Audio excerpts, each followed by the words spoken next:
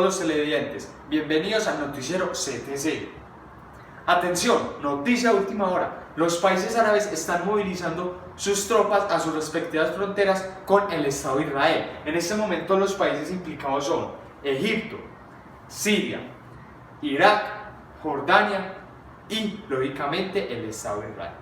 Pero para nadie es un secreto que próximamente Palestina puede entrar en el conflicto. No solo por el hecho de que está ubicado en medio de la problemática, sino que también el país árabe va a querer recuperar junto a sus aliados los territorios que se le fueron quitados en 1947.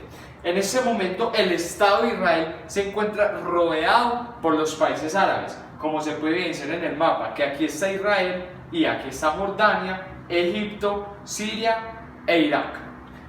En este momento, zonas como la península del Sinaí está infestada de tropas y es muy probable que si hay un enfrentamiento, ese sea, por así decirlo, el epicentro. Cabe resaltar que estas tensiones no es más que una pelea de orgullo entre los países árabes y los países y el Estado de Israel por unos territorios. Si volvemos a la historia, en 1947, cuando la ONU, apoyada por Gran Bretaña y Francia, decidieron partir el territorio de Palestina en dos, la parte árabe y la parte judía para Israel, y que durante un año iba a ser administrada por Gran Bretaña. En 1948 el Estado de Israel debía declarar su independencia, pero el Estado de Israel recibió numerosas amenazas por parte de los países árabes, diciéndole que no se independizara, que esas tierras eran árabes.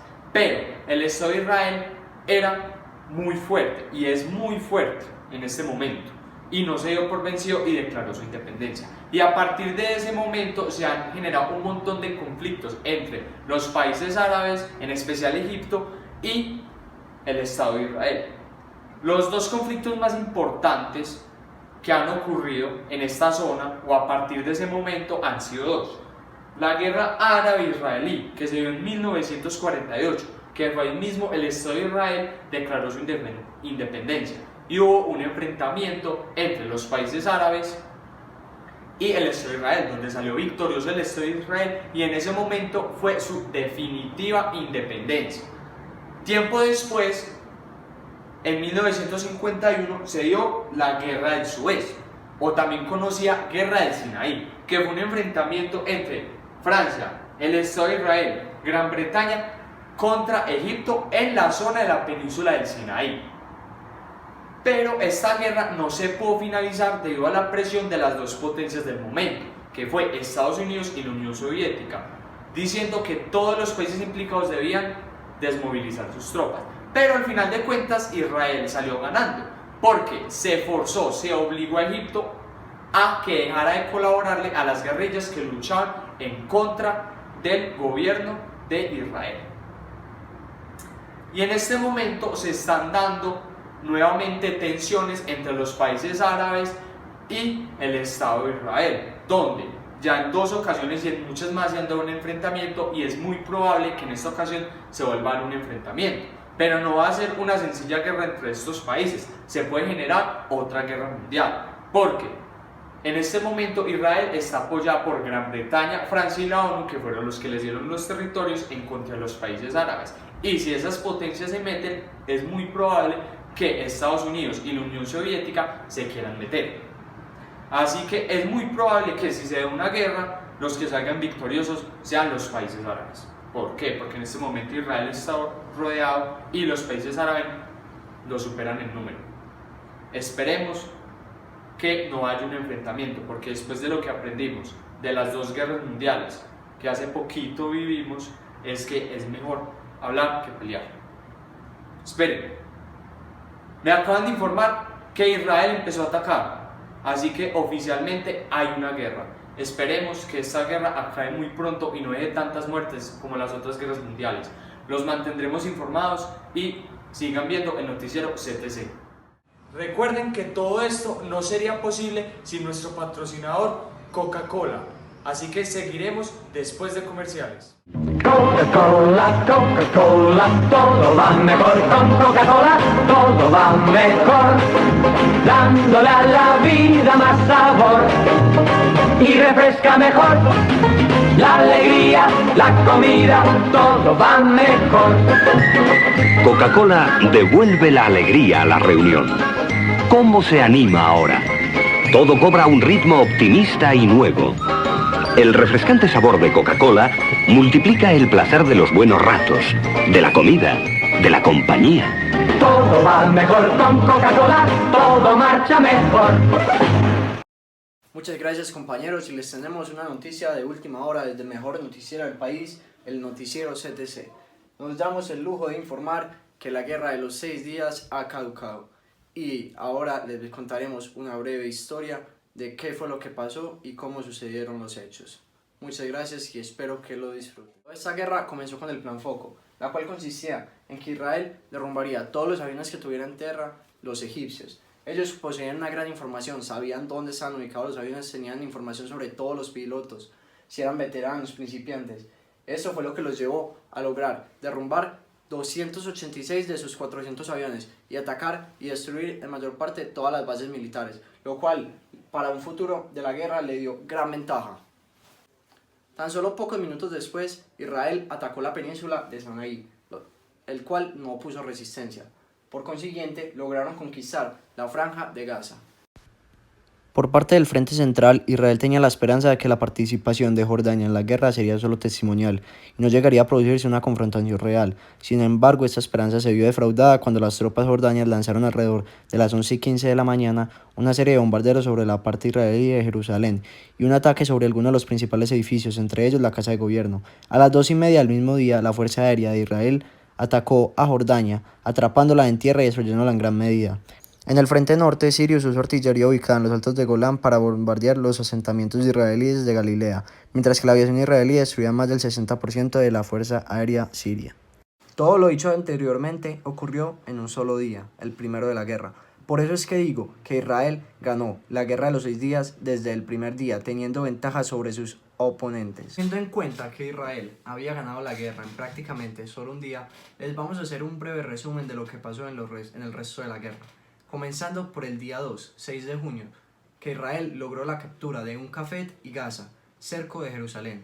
El tercer día de la guerra fue un día muy significativo, ya que lograron la captura de Jerusalén. Cuarto día, 8 de junio, lograron un ataque contra el Liberty, propuesta de tregua. El quinto día, Altos de Golán. Y por último, el sexto día, 10 de junio, se acabó el fin de la guerra y el fin de la agonía. Como toda problemática o guerra, trae sus consecuencias. Por eso es que con nuestro equipo de trabajo de nuestro noticiero sacamos algunas conclusiones de lo que creemos que sucederá a corto plazo. El fin de la guerra de 1967 generó un trauma en el mundo árabe y crearon unas expectativas de posibles e inminentes negociaciones. Esa victoria también traerá un elemento esencial para empezar las confrontaciones entre palestinos e israelíes hasta los próximos días. La situación de estos territorios son las de Gaza, Cisjordania y parte árabe de Jerusalén, las cuales los árabes reclamarán como si fueran suyas, pero Israel nunca cederá, debido a que ellos un día se ganaron esas tierras luchando. Y seguimos con nuestro noticiero CTC. La siguiente noticia: se destruye nuevamente el templo de Jerusalén.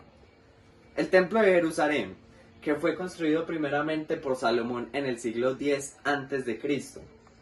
y fue destruido la primera vez por Nabucodonosor y en la vuelta del territorio de Babilonia de los judíos. Construyeron el segundo templo en el año 40 a.C. y Jerusalén, a raíz de eso, se convirtió en una ciudad de templos y palacios. Pero en el año 70, después de Cristo, fecha en la que nos encontramos actualmente, fue destruido nuevamente el templo de Jerusalén por las tropas de Tito. Recordemos que Tito fue un político y militar romano que ascendió hasta el trono del imperio con el nombre del emperador Tito y gobernó desde el 24 de junio del año 79 hasta su muerte, y fue el segundo emperador de la dinastía Flavia. dinastía romana que gobernó el imperio entre los años 69 y 96.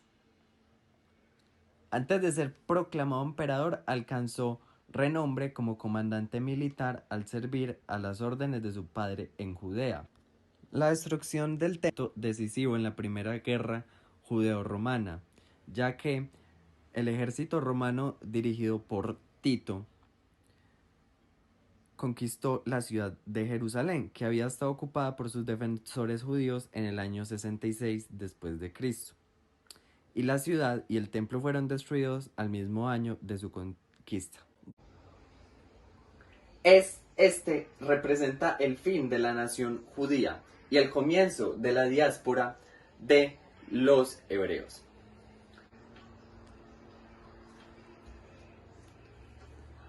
La segunda destrucción de este templo se dio, como ya había mencionado anteriormente, con las tropas de Tito. Pero y la pregunta sería, ¿por qué volvieron a destruir el templo de Jerusalén? Pues esto se llevó a cabo debido a la revuelta de los celotes. Esta fue la causa de la destrucción del templo. Acá podemos ver cómo era el templo antes y cómo esperamos que vuelva a ser reconstruido la tercera vez, ya que se dice que el templo va a ser reconstruido nuevamente cuando se haga el advenimiento del Mesías del judaísmo. Seguiremos reportando las noticias y sigan en estudio.